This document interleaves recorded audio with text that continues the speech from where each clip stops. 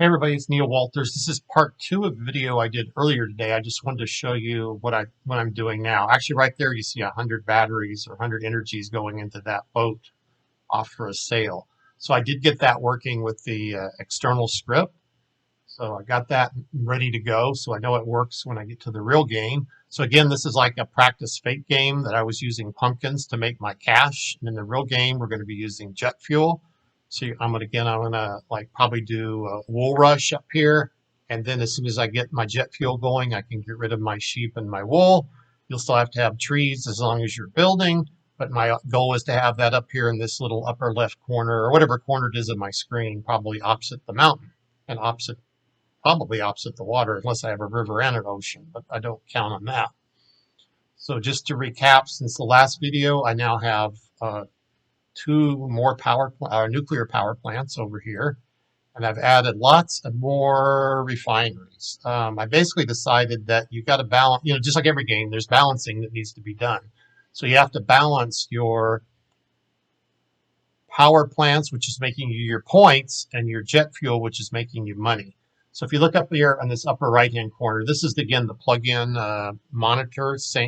I'll put the link again below the video if you want that. Actually, we could compare it maybe to the built-in monitor. Let's actually see what the difference is, if anything. We need to compare those for a while. So like here per hour. So yeah, you can see like how many jet fuel am I creating. This says 57 per hour, and the one on the right says 20. 57 is the first number, but then slash divided by 1 hour. That's very confusing. So I guess I'm making 57 jet fuel per hour. And so to do that, I need to make 3 times as much petroleum, right? Because every jet fuel takes 3 petroleum. So right here, see, that doesn't make sense. So here, 565. Plus, of course, you got gas. Some of the jet fuel, some of the petroleum is going to gas as well. So I made 106 gas, so that would have taken 200 of my petroleum, and then should only be 3 times 57. So again, I'm not sure I trust these numbers completely. So I have to study that more. But basically, yeah, so basically I wanted, after watching the other videos and looking at the grid chart, this oil seep puts off nice crude oil not everywhere, but up to like 4 spots away. So like see over here, I've got 3 refineries all doing basically free crude oil, so I don't have to have any crude oil pumps. The only thing is these 3 are draining water.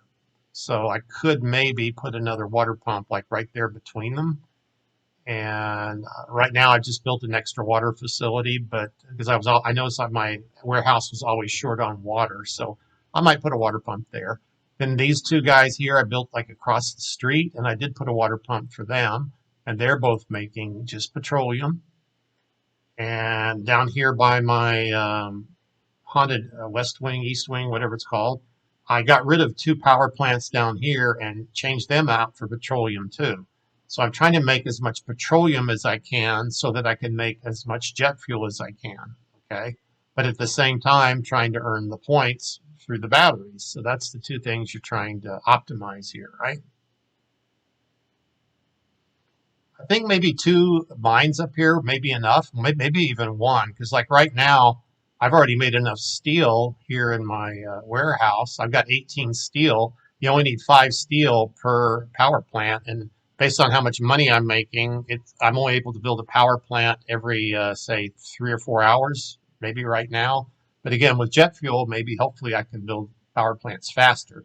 So my goal is to fill in this empty space down here with some power plants, and then I'll go back and then basically slowly change out every refinery in these areas with power plants, probably. I think that's my plan. But again, this is a practice game, so I think I'm almost done with what why I was doing the practice. What else?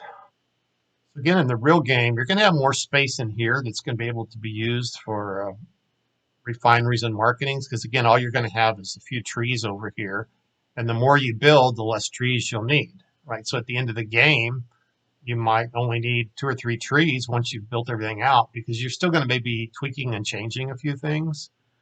So you're slowly going to invade into this area up here, encroach into this area.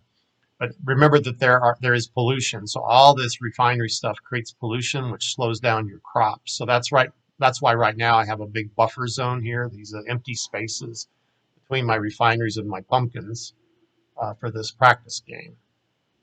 I did move all my logger houses like I talked about doing before. Sometimes you just need to sit here and watch your game. Like I need to figure out where all these waters are going because most of these water wells are slow now because they're all polluted. But I'm surprised they're all empty too. So somewhere I've got a drain on fresh water that I don't know where it's all going. I know one of them's going to this water pump, water facility.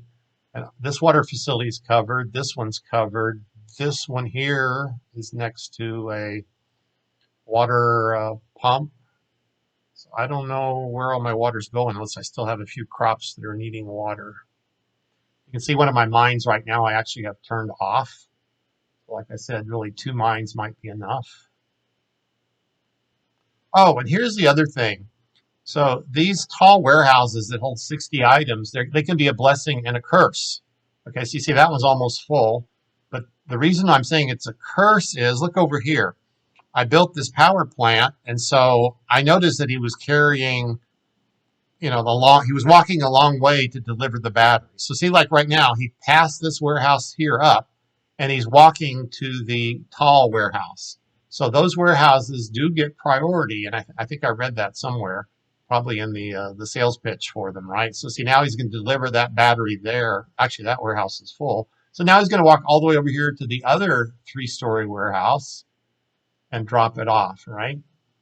And now he's got to walk all the way across again. So that is really affecting our delivery time because all during that time, the power plant is not making any fresh batteries.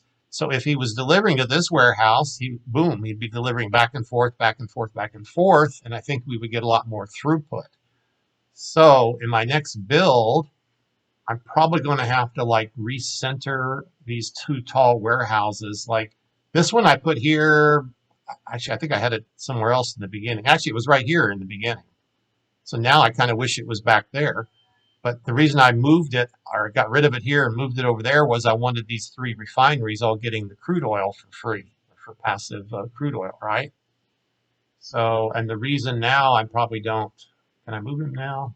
You gotta look what's in it. This is NFT, it's easy to move. So that maybe next time I sell my energy, I'll take that guy and I'll move it back over here. Okay. By the way, I deleted the storehouse because as long as I'm doing pumpkins and energy and batteries, I don't need a storehouse. In the real game, like I said, if I do a fast start using a wool rush or something like that, I'll either need the storehouse or I think I have a wool storehouse that I could use. I still have a spot right there where I'm pointing with the cursor. I could put a power plant there, a nuclear power plant as well. I usually wait till I have like 11 million before I build a power plant because even though my money seems to be going up consistently, I still like to have a little bit of a buffer, like 10% of my money before I go over. Because remember, you're also spending 20,000 a minute too, right? Okay, so that's where I'm at with this practice game. That's probably all I'm really going to do. I mean, I'm just going to let it kind of run on its own. I might throw in a couple more power plants down here, nuclear power plants, and I'll probably move this warehouse on the next sale. Other than that, I think I've learned what I need to learn from this practice. And again, that's why I did the practice, just to improve my own skills, which is something we should always be doing. And there goes the battery. So watch this. I'm going to move this guy. I'm sure everybody knows this, unless you're a very beginner, which is fine. I'm going to lose whatever's in here, but I can say return. And since that's an NFT, it's going to go back to the NFT land. And now I can rebuild it over here. So let's see what's in this warehouse. 2 energy. I'm just going to remove that warehouse. So that remove just goes totally away. It will never come back unless I pay to have it rebuilt. And now, think carefully where I want to put this. It's probably going to shade my crops if I put it over there, but if I put it here, that might be where I could have a refinery. But for now, I'm going to stick it right here. Click the blue NFT button and find my Where else? Okay. So now these two power plants should start delivering to him. I like to even turn the door sometimes where it faces his direction.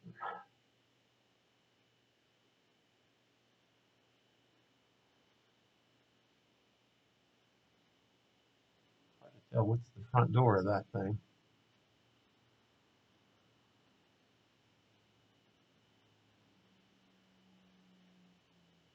It's really hard to see where the door is.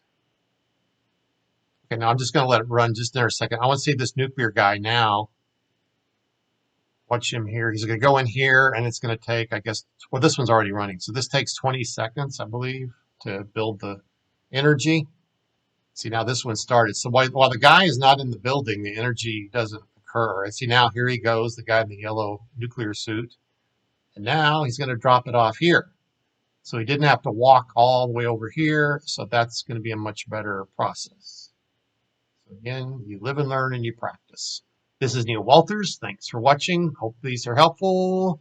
I try to respond to comments usually if you want to have a comment below. So let's talk. Talk to you later. Bye.